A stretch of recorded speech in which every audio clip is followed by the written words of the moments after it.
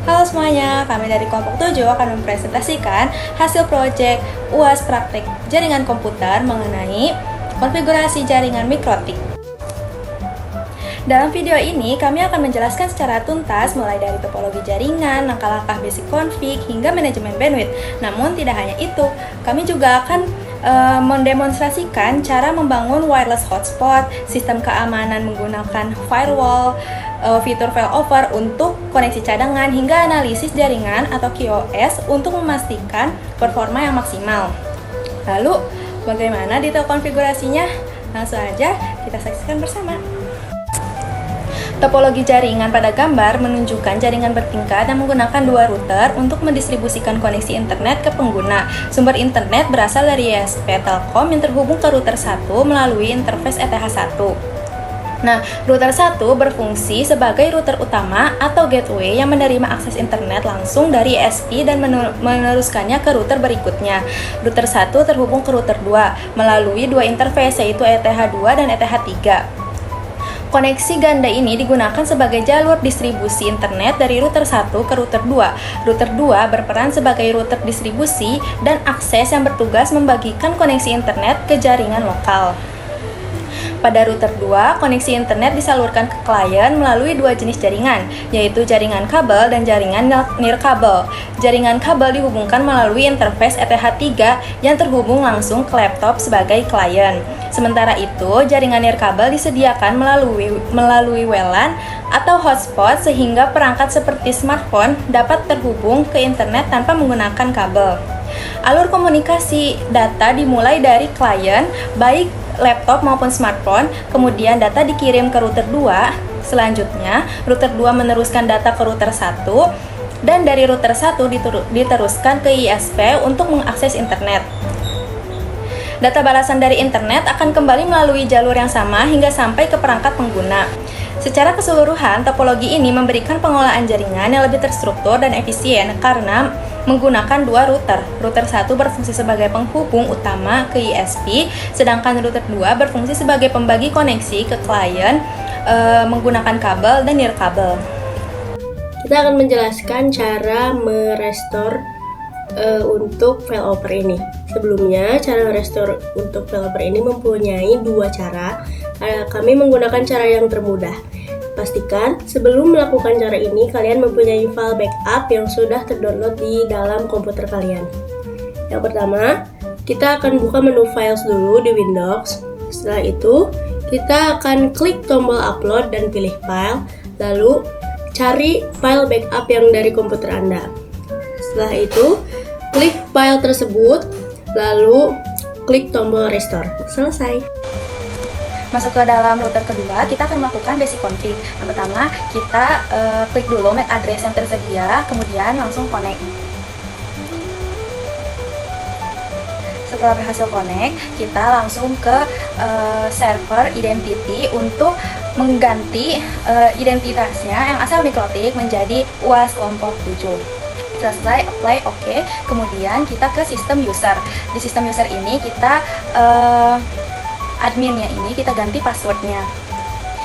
Kita menggunakan 12345, kemudian confirm passwordnya juga sama, dan apply, oke. Setelah itu kita ke interface.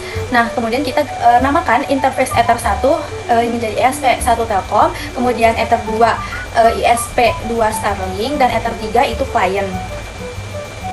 Lanjut ke IP DHCP client, kemudian kita langsung aja klik new, interface-nya Ether 1 dan Ether 2. Jadi di DHCP client ini kita bikin dua. Setelah selesai, kita langsung ke IP address. Kita bikin untuk ETH3 atau untuk IP address client. Setelah selesai, kita apply OK, dan interface-nya ditujukan ke ETH3 atau client. Lalu kita ke interface, kita enablekan WLAN-nya, kemudian di double klik ke menu wireless, habis itu modenya diganti menjadi mode AP bridge, dan SSID-nya diganti menjadi kelompok 7 at hotspot. Kemudian apply OK. Lalu kita tambahkan juga IP address untuk jalur WLAN atau hotspot. Setelah itu kita masuk ke IP DNS, kemudian bagian allow remote request kita checklist, setelah itu apply OK. Masuk ke IP firewall-nya, di bagian general kita masukkan out interface atau pilih out interface yang ETH1 Telkom, lalu diberi komen jalur Telkom. Setelah itu ke bar action kita ganti actionnya menjadi masquerade, lalu apply OK. Bikin lagi untuk jalur ke Starlink-nya, actionnya diganti menjadi masquerade, terus generalnya kasih komen jalur Starlink, dan interface-nya ganti menjadi Ether 2 atau Starlink, kemudian apply OK. Setelah itu ke IP DHCP server, pilih DHCP setup, kemudian DHCP server interface-nya ganti ke ETH3 client, lalu next sampai selesai. Nah, jika terjadi seperti itu tidak usah khawatir, close aja, lalu login lagi dengan klik make address-nya, terus passwordnya masukin password yang tadi kita setting yang baru, yaitu 12345. Simple queue yang pertama, kita akan masuk ke menu queue di bawah menu sistem. Setelah masuk di dalam menu queue-nya, kita akan masuk ke simple queue. Setelah simple queue, kita akan tambahkan new, lalu name-nya kita kasih nama bebas, misalnya untuk manajemen bandwidth di salah satu ruangan yang khusus untuk mengirimkan video ataupun email dan lainnya. Nah, di sini setelah namanya terisi, di bawah sekitar kehalang 2 kolom di antara target dan DST ada tulisan max limit dan unlimited. Max limit adalah maksimal limit yang digunakan dan unlimited adalah batasannya. Nah, di sini kami menggunakan max limitnya sebesar 5 MB dan unlimitednya sebesar 3 MB. Nah, setelah selesai ini, lalu kita di bagian targetnya kita akan isi ke Ether 3, yaitu Ether client. Setelah selesai kita apply OK. Lalu alangkah baiknya kita mengecek dulu ke Chrome apakah manajemen bandwidth kita itu berhasil. Jika berhasil, pasti akan ada contoh warna yang menjelaskan bagaimana manajemen bandwidth ini sudah terpakai. Misalkan dari warna hijau berarti manajemen bandwidth ini terpakai tapi masih dalam jangkauan bandwidthnya. Lalu kuning si manajemen bandwidthnya ini sudah hampir habis dan merah itu sudah melebihi batasannya. Setelah ada, kita akan ke menu firewall. Setelah ke menu firewall ini, di sebelah kanan di menu firewall ini ada tulisan hotspot setup. Nah, setelahnya kita akan klik next terus, tapi sebelum itu pastikan dulu di yang pilihan pertama ini sudah terdapat WLAN hotspot ya. Lalu kita akan klik next. Di bagian DNS name ini kita akan kasih nama kelompok kita, yaitu kelompok 7. Nah, setelah selesai lalu klik next lagi. Nah, di bagian name of local hotspot user yang admin yang suruh menambahkan password, kita akan menambahkan 12345 untuk passwordnya ya. Setelahnya kita klik next lagi. Nah, lalu kita ke user profiles dulu untuk menambahkan siapa saja yang bisa masuk ke hotspot kita ini. Di sini kita akan menambahkan untuk dosen dan mahasiswa. Yang pertama di bagian atas yang name-nya kita kasih nama dosen dulu. Setelahnya kita apply OK di user profile-nya, lalu kita klik kembali lagi yang new untuk membuat nama yang mahasiswanya. Setelah selesai ditambahkan, lalu klik apply OK lagi. Setelahnya kita ke sebelah kirinya dari user profile ada users. Nah, kita klik new lagi di users. Setelah klik new di user ini, di bagian general yang di bawah server ada tulisan name.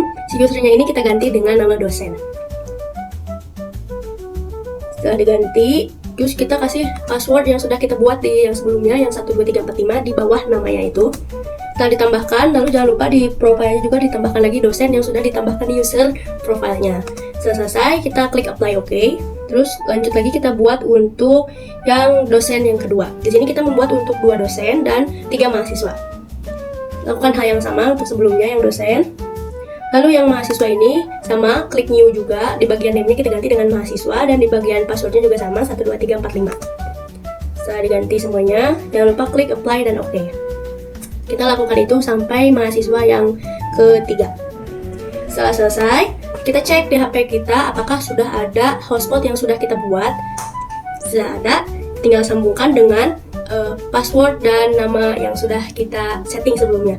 Kita ke layer 7 protokol, lalu kita klik new. Kita mau blok situs detik.com. Kita isi komennya blokdetik.com. Lalu teman-teman lagi XP-nya kita isi ya dengan detik.com juga ya. Source-nya kayak gini. Lalu kita klik apply, lalu oke. Lanjut kita ke address list. Kita buat baru, kita akan ngeblok Pinterest. Kita jangan lupa komennya blok Pinterest. Kita ganti namanya menjadi Pinterest. Addressnya kita ganti pinterest.com. Lalu kita akan memblok situs Pinterest dan detik.com. Kita apply, oke, dan di sini muncul. Kita ke filter, terus kita klik new, lalu kita mendropkan. Kita source code-nya kita pilih di yang ditentuin 192.168.10.10. Kita pilih enter 3 klien, lalu ke advance kita pilih source address listnya Pinterest, lalu apply, oke. Kita buat baru lagi untuk YouTube. Kita ngeblok YouTube juga. Jangan lupa ininya di drop.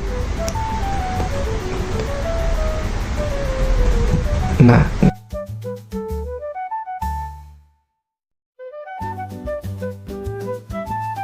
lanjut kita masuk ke file oper, yaitu cadangan otomatis untuk memastikan sistem tidak tetap berjalan ketika server jaringan gagal atau down. Jadi otomatis langsung berpindah jaringannya.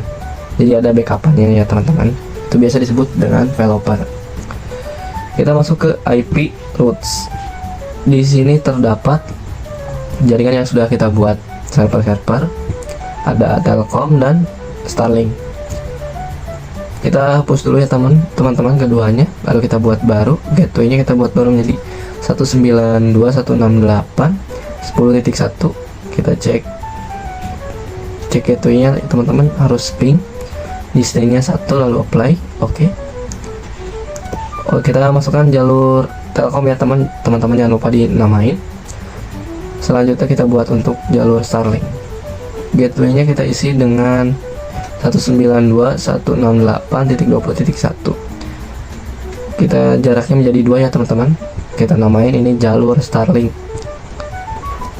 Jalur Starlink ya. Kita klik apply, oke.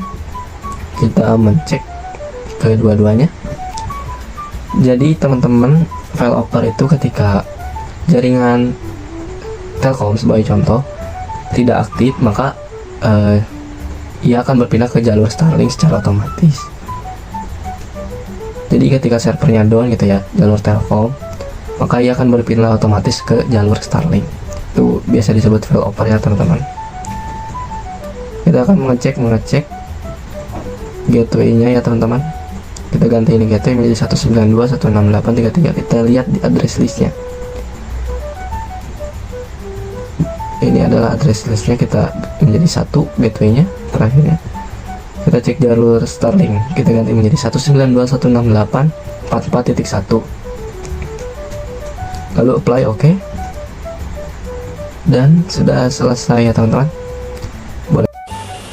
Nah, di sini terdapat capture Wireshark untuk menganalisis jaringan atau QoS, yaitu yang pertama ada throughput, packet loss, delay, dan jitter. Nah, untuk yang pertama, menghitung nilai throughput. Rumusnya itu adalah paket data yang diterima atau jumlah byte dibagi dengan lama pengalamatan time span atau delay. Nah, bisa kita lihat di capture Wireshark yang tadi bahwa jumlah byte yang terdapat di situ adalah 21690.213 byte, lalu dibagi jumlah pengalamatan atau time span delay-nya. Nah, tadi itu di capture Wireshark terdapat 127,339 milisecond. Kemudian dikali 8. Nah, kenapa dikali 8? Karena untuk mengubah byte ke kilobyte itu dikali 8. Nah, kemudian kita operasikan yang pembagiannya terlebih dahulu.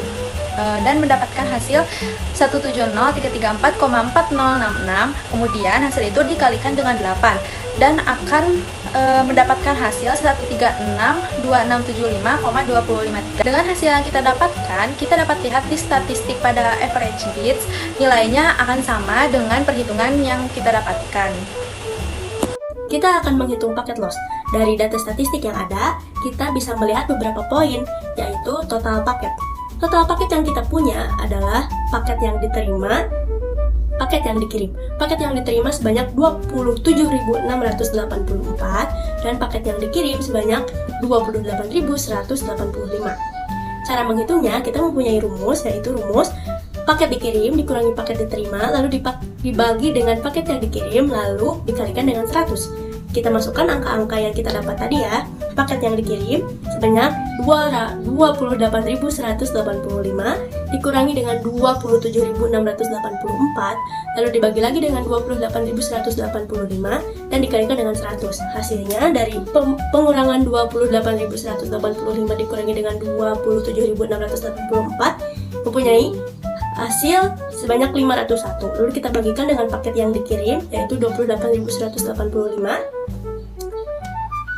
Lalu kita kalikan dengan 100 dan kita mempunyai hasil sebanyak 0,017 sekian. Lalu kita kalikan dengan 100, hasilnya adalah 1,78% atau 1,8%. Kita akan menghitung nilai delay dan jitter berdasarkan capture wire start yang kita dapat. Rumus delay yaitu total delay time span dibagi total paket yang diterima. Jadi kita dapat nilai 127,339 dibagi 28185. Jadi itu adalah yang kita dapat. Lalu dihasilkan 0,0045 dikali 1000. Dihasilkan lahir 4,5 milisecond. Rumus jitter yaitu total variasi delay dibagi total paket yang diterima. Kita mendapati 127,339 dibagi 28185 dikurangi 1. Kita mengurangi dulu yang dikurungin, itu yang harus terlebih dahulu. Lalu didapati hasil 127,339 dibagi 28184. Dihasilkan 0,0045 dikali 1000, lalu dihasilkan lahir 4,5 milisecond. Itulah perhitungan berdasarkan capture wire start yang kita dapat untuk delay dan jitter.